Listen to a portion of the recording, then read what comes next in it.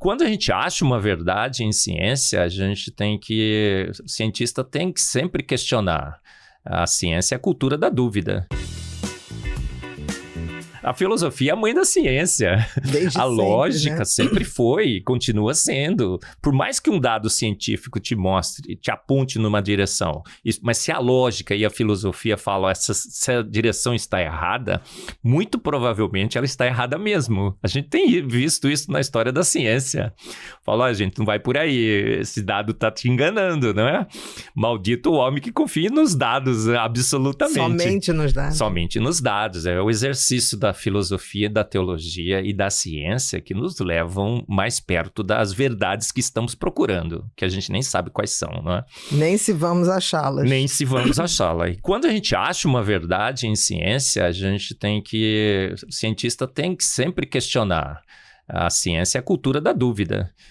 Então, eu achei uma verdade. Eu tenho que ficar sempre me questionando se aquela verdade é realmente uma verdade verdadeira, né? Se ela perdura ao longo do tempo. Tantas coisas a ciência disse. Isso aqui é taxado que não serve.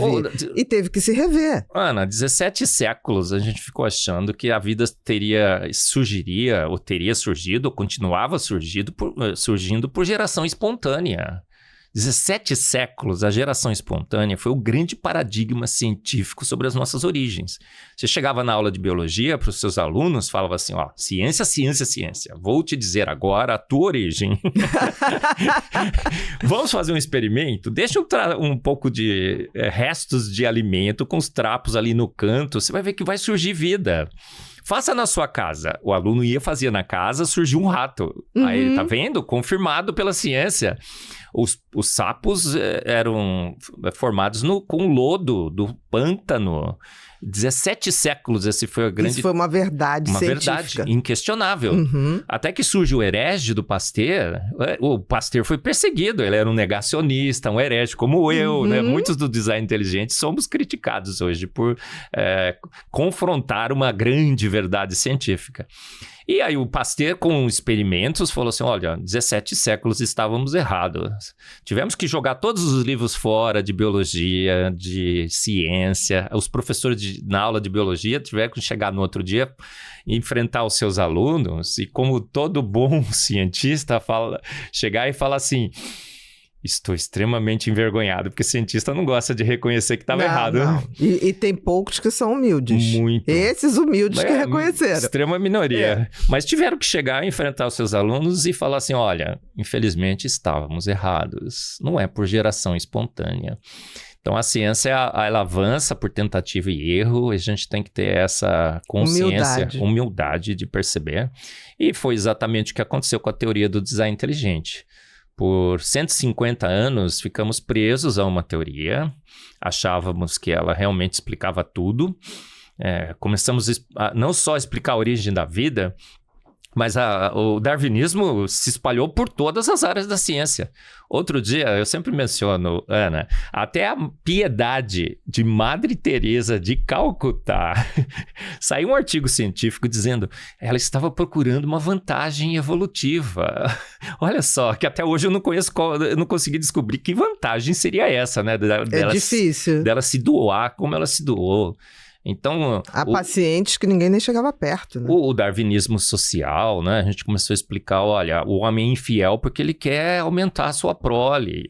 Não é bem assim, né, Ana? É isso que eu digo, mas tem a consciência. Eu digo que Sim. A consciência tem que ser maior do que a minha parte animal. Sim, senão com não certeza. Seria homem, não seria da espécie humana. A moral, né? Várias características do comportamento humano não explicam por matéria, energia, espaço e tempo. Obviamente que não.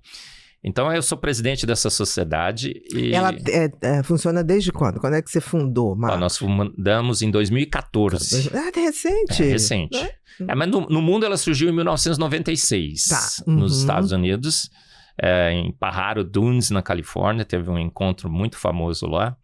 E no Brasil já tinha chegado antes, tinha um blog, que é o Enésio Almeida Filho, Desafiando a Nomenclatura Científica. É muito legal o blog do professor Enésio.